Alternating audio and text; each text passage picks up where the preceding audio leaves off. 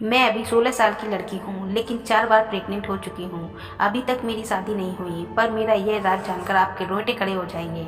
एक दिन मेरी शादी हो गई। जब मैं 5वीं बार प्रेग्नेंट हुई तो फिर कुछ ऐसा हुआ जिनकी मैंने कल्पना ना की थी।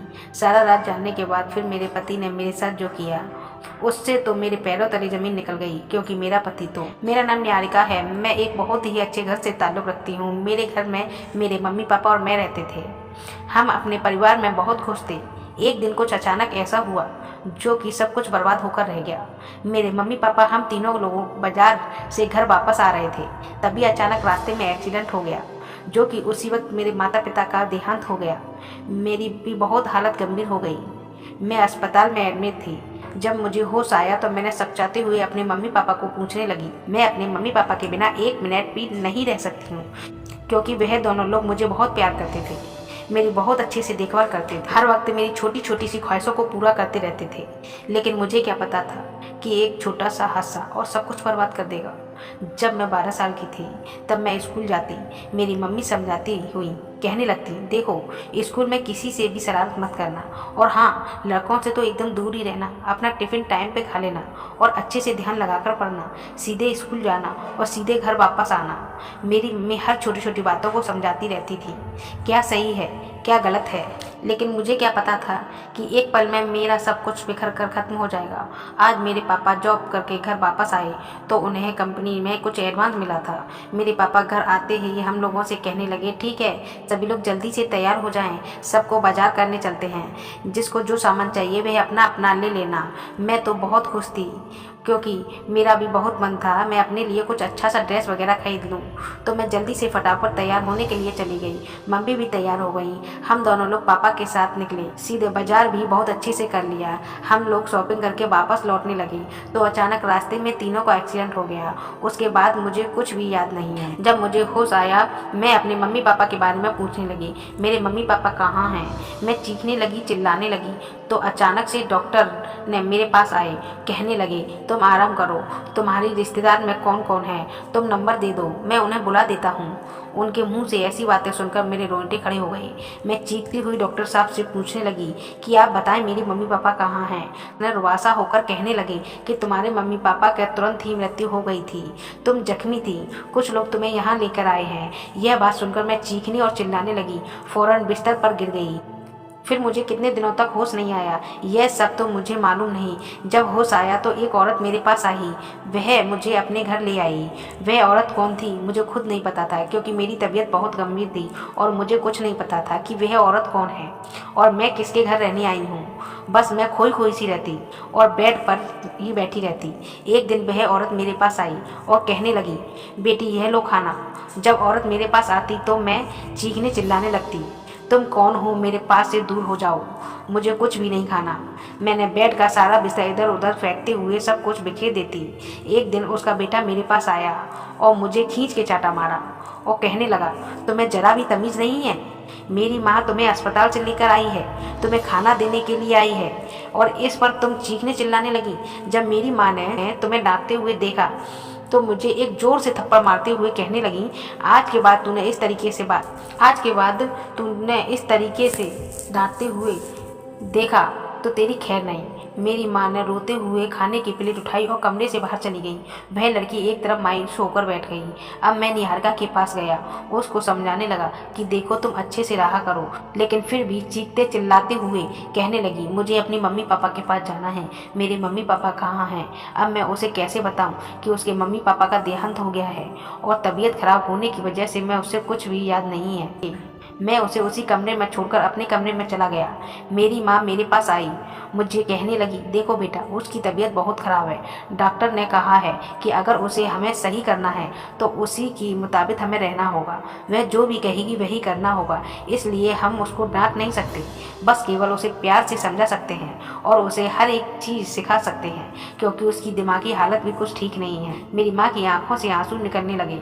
मैं बोला, माँ आप फिक्र ना करें, वह बिल्कुल ठीक हो जाएगी। लगी। अभी हम दोनों यही बातें कर ही रहे थे कि किचन से बर्तनों की आवाज़ आई। फिर फ़ौरन मैं और मेरी मम्मी किचन की तरफ चले गए। किचन की तरफ जाकर हम दोनों ने जो देखा उसे देखकर हमें थोड़ी सी खुशी मिली, क्योंकि वह जो खाना छोड़ देती वही खाना खा रही थी। हम लोग वहीं पर उसे छोड़कर अपने अपने कमरे में चले गए। थोड़ी देर बाद वह लड़की मेरे कमरे में आई और कहने लगी कि मेरे मम्मी पापा कहाँ हैं, मेरे मम्मी पापा कब आएंगे। उसकी ऐसी हालत देखकर तो ऐसा लगता था कि जैसे उसकी दिमागी हालत बहुत ज़्यादा ख़राब है, थोड़ा थोड़ा पागल का असर हो गया है। फिर हमने उसे समझाते हुए कह दिया कि तुम्हारे मम्मी पापा कुछ दिनों के लिए कहीं दूर चले गए हैं, इसलिए तुम हम लोगों के पास रहोगी। अब उसे अभी नहीं पता था कि मेरी माँ उसकी मौसी है और मैं उसका भाई हूँ। फिर भी निहारिका कहने लगी, वह औरत कहाँ है। मैंने उसे समझाते हुए कहा, वह औरत तुम्हारी मासी है, तुम उसे मासी कहो। मेरी बात सुनकर कहने लगी, मासी कहाँ है। मैंने उसे बगल के कमरे का रास्ता बता दिया। कहने लगी, ठीक है। निहारिका मम्मी के कमरे में चली गई। अब धीरे धीरे निहारिका को भी हम लोगों ने समझा, बातों पर थोड़ा थोड़ा असर आने लगा था। नहीं तो कुछ भी कहने से पहले ही पूरे घर को अपने सर पर ले लेती थी। धीरे धीरे हम लोगों ने घरों में सुधार भी आ गया था। मेरी मम्मी एक दिन मुझसे कहने लगी कि ले जाओ निहारिका को कहीं बाहर घुमा लो, थोड़ा बहुत घूमेगी तो उसकी तबीयत ठीक हो जाएगी। मैंने भी कह दिया, ठीक है मम्मी, मैं इसे लेकर जाता हूँ और कहीं घुमाकर लेके आता हूँ। मैं निहारिका को लेकर पार्क में चला गया। निहारिका बहुत ही खूबसूरत लड़की थी, लेकिन उसकी दिमागी हालत ख़राब होने की वजह से वह अपना ठीक से देखभाल नहीं कर सकती थी। कैसे रहना है, कैसे खड़े होना है, कैसे कपड़े पहनना है, वह सब मुझे और मेरी मम्मी को ही देखना था। फिर अचानक से पार्क में आइसक्रीम वाला दिख गया और वहाँ पर सिर पटक पटक कर कहने लगी कि मुझे आइसक्रीम चाहिए, मुझे आइसक्रीम चाहिए। मैंने भी उसे वहीं पर बैठा कर दिया और उससे कहा कि यहीं पर बैठी रहना, मैं अभी तुम्हारे लिए आइसक्रीम लेकर आता हूँ। जैसे ही मैं आइसक्रीम लेने गया और वापस आया तो मेरे तो होश ही उड़ गए। मुझे क्या पता था कि मैं आइसक्रीम लेने जाऊँगा और फिर यह सब कुछ हो जाएगा। अगर मुझे पहले ही पता होता मैं उसे अपने साथ ही लेकर जाता। अब बहुत ज़्यादा टेंशन में आ गया था। जब मैं वापस आया तो वहाँ निहारिका नहीं थी। अब मैं पूरे पार्क के इधर उधर तलाश करने लगा, लेकिन मुझे कहीं भी नहीं मिली। अब मैं बहुत ज़्यादा डरने लगा कि आखिर निहारिका गई तो गई कहाँ। वह बहुत ही ज़्यादा खूबसूरत थी, इसलिए मुझे बस एक ही चीज़ का डर था। वैसे भी इसका दिमाग सही नहीं था, लेकिन मेरे मन में बहुत अजीब अजीब ख्याल आने लगा था, क्योंकि मेरी मम्मी ने उसकी जिम्मेदारी मुझे देकर बाहर घूमने के लिए भेज दिया था। अगर उसे कुछ हो गया तो मेरी मम्मी भी जीते जी मर जाएगी, क्योंकि निहारिका के मम्मी पापा के मरने के बाद बस हम ही दो लोग थे जो उसकी परवरिश कर सकते थे। हम लोगों को तस्वीर दिखाकर उसने पूछने लगा कि आपने इस लड़की को इधर जाते हुए देखा है, लेकिन वह लोग देखकर ये कहने लगे कि मैंने नहीं देखा है। अब मैं पूरी तरह से बहुत ज़्यादा घबरा गया था। कम से कम 4 से 5 घंटा हो गया था, मुझे निहारिका नहीं मिली। अब मैं रुआसा होकर घर वापस लौटने लगा। अब जो मजार मेरे सामने था उसे देखकर तो मेरे पैरों तले ज़मीन निकल गई। यह देखकर तो मेरे रोंगटे खड़े हो गए कि आखिर यह सब क्या हो गया था। अब निहारिका ऐसे क्यों खड़ी थी, आखिर उसके साथ ऐसा क्या हुआ था। मैं तो पूरी तरह से घबरा गया था। फ़ौरन इस निहारिका के पास गया, उसे पूछने लगा, निहारिका यह सब क्या है। अब निहारिका बेचारी, उसकी दिमागी हालत ठीक नहीं थी। उसे क्या पता था कि उसके साथ क्या हुआ है। एक औरत उसके पास खड़ी थी। मैंने उनसे पूछा, आखिर ऐसा क्या हुआ है, इसके कपड़े क्यों फटे हुए हैं। फिर औरत मुझे डांटते हुए कहने लगी, यह तुम्हारे घर की लड़की है, जानते हो तुम इसको, इसकी तबीयत ठीक नहीं है, इसका ख्याल नहीं रख सकते थे। वह औरत मुझे चीख चीख कर डांटने लगी और बात बोली कि उसने मुझसे तो मेरे कान के पर्दे ही फट गए। कहने लगी कि इसके साथ 2 लड़कों ने मिलकर जोर जबरदस्ती की है। वह तो ठीक है कि मैं अचानक से वहां पहुंच गई, वह लोग मुझे देखकर डर के भाग गए, नहीं तो पता नहीं इसके साथ क्या क्या आगे होता। इस बेचारी की तो ऐसी दिमागी हालत ठीक नहीं है, इसे क्या पता रहेगा कि इसके साथ क्या हो रहा है, गलत हो रहा है या अच्छा हो रहा है। तुम्हारी जिम्मेदारी है, इसे तुम ठीक से रखो। वह औरत मुझे समझाते हुए वहाँ से निकल गई। अब मैं उसे घर लेकर वापस आया और अपनी माँ से कुछ नहीं कहा, नहीं तो मेरी माँ खामखा परेशान हो जाती।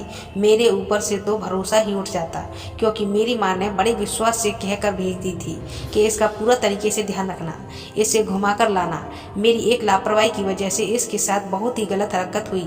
मुझे नहीं पता था कि वह लोग कौन थे। अब निहारिका पहले से और भी ज़्यादा मायूस रहने लगी थी। माँ मुझे कहती थी कि पता नहीं निहारिका को क्या हो गया है, वे अचानक से बहुत खोई खोई सी रहती है। अब मैं माँ को क्या बताता कि उसके साथ गलत काम हुआ है। अब मैं यह सब बात भी नहीं कह सकता था। मैंने माँ से कहा, इसकी वैसे ही तबीयत खराब है, इसलिए वह ज़्यादा खोई खोई रहती है, धीरे धीरे ठीक हो जाएगी। एक दिन उसकी तबीयत अचानक से खराब होने लगी। मैं उसे अस्पताल लेकर चला गया। माँ घर पर नहीं थी, वह किसी काम से बाहर गई हुई थी, इसीलिए मैं उसे अकेले ही अस्पताल लेकर चला गया। जब अस्पताल पहुँचा तो लेडी डॉक्टर के पास एडमिट कर दिया। थोड़ी देर बाद डॉक्टर्स बाहर निकले और जो बात बोली उसे सुनकर तो मैं कभी अपने सपने में भी नहीं सोच सकता था कि निहारिका के साथ इतना गलत हुआ है। अब मुझे खुद भी बहुत ज़्यादा नफरत होने लगी कि एक लड़का था, आखिर उसकी देखभाल कैसे ना कर सका। वह मेरे पास आई और कहने लगी, भैया मेरे मम्मी पापा का क्या हुआ, उन लोगों के साथ क्या हुआ है। मैं उसे कहने लगा कि तुम्हारे मम्मी पापा का देहांत हो गया था, मैं और तुम्हारी मौसी हम तुम्हें अपने घर ले आए हैं। हम दोनों घर वापस चले गए और निहारिका भी अपनी मौसी के गले लगकर चीख चीख कर रोने लगी। मेरी माँ भी उसे समझाते हुए कहने लगी, तुम फिक्र मत करो, मैं तुम्हारी मौसी हूँ, तुम्हारी माँ के बराबर हूँ, मैं तुम्हें कभी तकलीफ नहीं होने दूंगी, अपनी बेटी से बढ़कर तुम्हें मानूंगी। उन दोनों की बातें सुनकर मैं बहुत खुश था, लेकिन अचानक से मेरे दिमाग में उसकी प्रेगनेंसी की बात आ गई। अब मैं अपनी माँ को कैसे बताऊं कि उसके साथ क्या हुआ है। मैं बहुत डरा डरा सा रहने लगा। फिर एक दिन सब अपने अपने कमरे में सो रहे थे कि अचानक से उल्टियाँ आने की आवाज़ आने लगी। मैं दौड़ता हुआ उसके पास गया। वह उल्टियाँ कर रही थी। उसे खुद ही नहीं पता था कि उसके साथ क्या हुआ था, क्योंकि जब उसकी याद चली गई थी तब उसके साथ यह सब कुछ गलत हुआ था। लेकिन जब अब उसकी याददाश्त आ गई है तो उसे खुद भी पता नहीं है उसके साथ क्या हुआ है। अब मैं अपनी माँ को कैसे बताऊँ कि ये अब धीरे धीरे 3 से 4 महीना हो गया था। फिर मैं माँ से फ़ौरन कहने लगा कि माँ इसकी शादी कर दो, जितनी जल्दी हो सके हम इसकी शादी कर देते हैं। मेरी माँ मुझे कहने लगी कि अभी तो यह फ़िलहाल 18 साल की हुई है, अब हम धीरे धीरे इसका रिश्ता तलाशना शुरू कर देंगे। लेकिन मैं गुस्से में बोला कि माँ जल्दी इसकी शादी कर दो। मैं अपने बेटे की ऐसी बात सुनकर बहुत परेशान हो गई। आखिर मेरा बेटा इतनी जल्दी क्यों कर रहा था। बोली, बेटा ऐसे ही थोड़ी ना कर देंगे इसकी शादी, अच्छे खानदान देखेंगे फिर इसकी शादी करेंगे, और शादी करने के लिए हमें भी व्यवस्था करनी ज़रूरी है। तब हम पता करेंगे कि लड़के वाले कैसे हैं, तभी तो अपनी प्यारी सी गुड़िया को उसके साथ शादी करेंगे। लेकिन फिर अचानक से मुझे याद आया, मेरा बेटा ऐसी बातें क्यों कर रहा है कि जितनी जल्दी हो सके उसकी शादी कर दो। मैंने उससे पूछा कि आखिर तुम ऐसा क्यों कह रही हो, आखिर क्या बात है, मुझे सच सच बताओ। फिर उसने वह सारी बातें बताई जो उसके साथ हुआ था, उसके साथ क्या क्या हुआ था। यह सुनकर तो मैं अपने ही सिर पकड़ कर बैठ गई। अब क्या होगा। मैं और मेरी माँ निहारिका के कमरे में चले गए। मेरी माँ उससे प्यार से कहने लगी कि निहारिका बेटा, आज मैं और तुम कहीं बाहर चलते हैं और घूम कर आते हैं, क्योंकि मेरे मन में तो यही विचार था कि मैं इसे लेकर जाऊं और उसका ऑपरेशन करवा दूं। मैंने ऐसा ही किया, उसे अच्छे हॉस्पिटल में लेकर गई। लेडी डॉक्टर से यह सब कुछ बता दिया। उसने भी मेरी मदद की और उसका ऑपरेशन कर दिया। मैंने पहले ही सभी बात लेडी डॉक्टर को बता दिया था कि यह सब कुछ उसे ना पता चले। उसने भी सुनकर यह सब कुछ कर दिया। जब होश आया तो पूछने लगी कि मौसी मुझे क्या हुआ है। मैं उसे कहने लगी, तुम खाती पीती नहीं थी ठीक से, इसलिए तुम्हें थोड़ा सा चक्कर आ गया था, इसलिए मैं तुम्हें यहाँ लेकर आई हूँ। अब तुम बिल्कुल ठीक हो, घर वापस चलो। उसे लेकर घर आ गई। अब बस मेरे मन में एक ही ख्याल था कि मैं उसका अच्छे से कोई रिश्ता देखकर शादी कर दूँ। मैंने अपने सभी रिश्तेदारों को इधर उधर फैला दी कि कोई अच्छा लड़का हो तो मुझे बता दे, मुझे अपनी निहारिका बेटी की शादी करनी है। अभी 10 से 15 दिन ही हुआ था कि मेरे पड़ोस में एक औरत मेरे पास आई और कहने लगी कि मेरे रिश्तेदार में एक लड़का है जो बहुत ही अच्छा है, उसने तुम्हारी बेटी निहारिका को भी देखा है। उसने खुद मुझसे कहा है कि मैं तुम्हारे यहाँ आकर बात करूँ कि वह तुम्हारी बेटी से शादी करना चाहता है। मैं तो बहुत ज़्यादा खुश हो गई। मेरी बेटी की शादी ये एक बहुत ही अमीर खानदान में हो जाएगी। मुझे तो यकीन ही नहीं आ रहा था कि मेरी बेटी का रिश्ता उधर से खुद आया है। जिस दिन मैं अपनी बेटी को लेकर हॉस्पिटल जा रही थी तो रास्ते में उसने मेरी बेटी निहारिका को देख लिया था। उसी दिन से उसने पता किया कि यह लड़की किसके घर की है। जब उसे पता चला कि वह मेरी बेटी है, उसने फौरन निहारिका के लिए रिश्ता भिजवा दिया। अब हम लोग बहुत ज़्यादा खुश थे। जब मेरा बेटा आया तो मैंने उसे बताया कि निहारिका की शादी पक्की हो गई है। मेरा बेटा भी बहुत ज़्यादा खुश हो गया। अब निहारिका के पास गए, उससे कहने लगी, तुम्हें यह लड़का पसंद है? तो कहने लगी, मौसी आप मेरी माँ समान हैं, आप जहाँ चाहें वहाँ मेरा रिश्ता पक्का कर सकती हैं। मैं खुशी खुशी शादी कर लूँगी। मेरे मम्मी पापा के तो देहांत के बाद आप ही तो हैं सब कुछ। आप जो कुछ करेंगी मेरे लिए अच्छा ही करेंगी। निहारिका के मुंह से ऐसी बातें सुनकर मेरी माँ की आंखों से आंसू बहने लगे। मेरा बेटा मेरे पास आया और कहने लगा कि माँ आप फिक्र ना करें, मैं सारी तैयारी कर दूंगा। मेरे घर पर शादी की चहल पहल होने लगी थी। मेरी बहन निहारिका भी दुल्हन बनकर बैठी थी। उसके पास गया, उसके सर पर अपना हाथ फेरा और मेरी आंखों से आंसू भी आ गए। निहारिका भी मेरी आंखों के आंसू देखकर रोने लगी। मैंने उससे कहा कि पगली तू क्यों रो रही है? तुझे एक ना एक दिन तो यहाँ से जाना ही है। हम दोनों गले लगकर रोने लगे। उसके बाद उसे समझाते हुए मैं कमरे से बाहर आ गया। थोड़ी देर बाद बारात आ गई और मेरी बहन की शादी हो गई, अपने ससुराल चली गई। कुछ दिन बाद निहारिका के घर से कॉल आया। वह कॉल मेरी माँ ने उठाया। जैसे ही उधर से आवाज़ आई और मेरी माँ चक्कर खाकर गिर गई। तुरंत भागता हुआ माँ के पास गया। पूछने लगा कि माँ ऐसी कौन सी बात हो गई जो आप इस तरीके से ज़मीन पर गिर गई? मेरी माँ घबराते हुए वहीं पास के सोफे पर बैठ गई। मैं जल्दी से एक गिलास पानी लेकर आया और माँ को पिलाने लगा और पूछने लगा कि माँ बताओ आखिर ऐसा क्या हुआ है जो आप इतना परेशान हो। तब मेरी माँ की हालत ऐसी थी कि वह कुछ नहीं कह पा रही थी। फिर मैंने माँ से कहा कि माँ आप रिलैक्स हो जाओ। फिर उसके बाद से बताओ आखिर क्या बात है। मेरी माँ थोड़ी देर बाद कहने लगी, बेटा निहारिका के घर से कॉल आया था। वह लोग कह रहे हैं कि निहारिका को घर से निकाल देंगे, उसे तलाक दे देंगे। उन्हें पता नहीं कहाँ से सारी बातें पता चल चुकी हैं कि निहारिका पहले से प्रेग्नेंट थी। अब हम दोनों माँ और बेटे को फौरन निहारिका के ससुराल चले गए। वहाँ जाकर जो मेरी नज़र के सामने था वह सब मुझे हैरान कर देने वाला था। मैंने तो कभी नहीं सोचा था कि बीता हुआ पल हम लोगों के सामने आकर खड़ा हो जाएगा। लेकिन हैरान कर देने वाली बात तो यह थी कि जब से उस औरत को देखा तो मेरे होश उड़ गए। आखिर यह औरत इस घर में मेरी बहन के ससुराल में क्या कर रही है? कहीं इसने तो नहीं कुछ गड़बड़ कर बीते हुए पल की सारी सच्चाई इस घर में फैला दी हो। जब आगे से आवाज़ आई, बेटे तुम्हें यही घर मिला था अपने घर के पाप मेरे भतीजे के ऊपर डालने के लिए? अब मैंने उसके आगे हाथ जोड़ दिए और कहने लगे, प्लीज़ भगवान के लिए चुप हो जाओ, मेरी बहन की ज़िंदगी बर्बाद हो जाएगी। लेकिन वह औरत कहाँ मानने वाली थी। वह तो पूरे घर को इकट्ठा करके खड़ी थी, सबको सब कुछ सच सच पहले ही बता चुकी थी। अब मेरी बहन मेरे पास आई और कहने लगी, अनंत भैया यह सब लोग क्या कह रहे हैं कि मैं बच्चलन औरत हूँ। आखिर मेरे साथ ऐसा क्या हुआ है जैसा लोग मेरे ऊपर इल्ज़ाम पर इल्ज़ाम लगाए जा रहे हैं। मुझे बहुत बुरा भला कह रहे हैं। आखिर ऐसा क्या हुआ है, कोई मुझे सच सच बताए। अब मैंने सबसे पहले सबके सामने हाथ जोड़ दिए और सारी सच्चाई बताने लगा, कैसे कैसे क्या हुआ था। अब सारी सच्चाई सबको पता चल चुकी थी। जो औरत मेरी बहन को बचाने आई थी वही औरत मेरी बहन की सास थी। अब मेरी माँ सबके सामने हाथ जोड़कर सबसे माफ़ी मांगने लगी और कहने लगी कि हालत से मजबूर होकर बिना कुछ कहे बिना कुछ बताए हमने यह रिश्ता आप लोगों के घर में कर दिया। हमसे बहुत बड़ी गलती हो गई, लेकिन इस गलती की सज़ा मेरी बेटी को मत दो। यह तो बेचारी है, इसे तो कुछ पता नहीं कि इसके साथ क्या हुआ था। मेरी बेटी मेरे पास आई और पूछने लगी, मौसी माँ आखिर क्या हुआ था मेरे साथ जो यह लोग मेरे ऊपर इल्ज़ाम लगाए जा रहे हैं, क्या सही है क्या गलत है? प्लीज़ आप मुझे सच सच बता दीजिए। मेरी माँ मुझे कहने लगी थी कि जब मैं 12 साल की थी और अपने भैया के साथ घूमने गई थी तब वहाँ से मैं कहीं और दूर तरफ चली गई और फिर अचानक मुझे कुछ लड़कों ने पकड़ लिया और मेरे साथ कुछ गलत हरकत कर दिया। यह सब सुनकर मेरे रोए खड़े हो गए। आखिर यह सब कुछ क्या हुआ था? तो वही मेरे पति की जो बुआ थी वही मुझे बचाकर लाई थी। अब 4 से 5 लड़कों ने मेरे साथ कुछ गलत कर दिया। अब तो सारी सच्चाई मेरे सामने आ गई थी। अब मैं किसी को अपना शक्ल भी नहीं दिखाने के काबिल थी, लेकिन फिर भी हिम्मत करके एक बार अपने पति के पास गई। उनसे कहने लगी कि मुझे माफ़ कर दो, मुझे कुछ नहीं पता था कि मेरे साथ क्या कुछ हुआ है। अगर मुझे पता होता तो मैं यह शादी हरगिज़ ना करती। अगर करती भी तो सबसे पहले सारी बातें बता देती, उसके बाद ही जो होता सो होता। लेकिन मेरा पति तो चिल्लाता हुआ कहने लगा कि तुम मेरी नज़रों के सामने से दूर हो जाओ, मुझे तुम्हारी शक्ल भी नहीं देखनी है। अब मैं कैसे अपने पति से दूर चली जाऊं, क्योंकि मैं फिर से प्रेग्नेंट हो चुकी थी।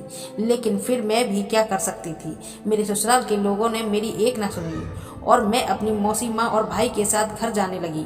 फिर अचानक से पीछे से आवाज़ आई, निहारिका रुक जाओ। अपने पति की मुझे ऐसी बातें सुनकर मेरा दिल बैठ गया। मेरे पति मेरे पास आए और कहने लगे, निहारिका मुझे माफ़ कर दो, मुझे तुम्हें इस तरीके से जाने के लिए नहीं कहना चाहिए था। लेकिन तुम खुद बताओ, जब अचानक से कोई इंसान इतना बड़ा सच सुनेगा तो उसके दिल पे क्या गुजरेगी। लेकिन फिर भी मैंने सोचा कि तुम तो उस टाइम बहुत मासूम थी और तुम्हारी दिमागी हालत भी ठीक नहीं थी। लेकिन मुझे उन सब बातों का कोई फर्क नहीं पड़ता। मैं तुम्हें दिल से अपनी पत्नी मानता हूँ। अब मैं अपने पति के पैरों पर गिर गई और रोने लगी।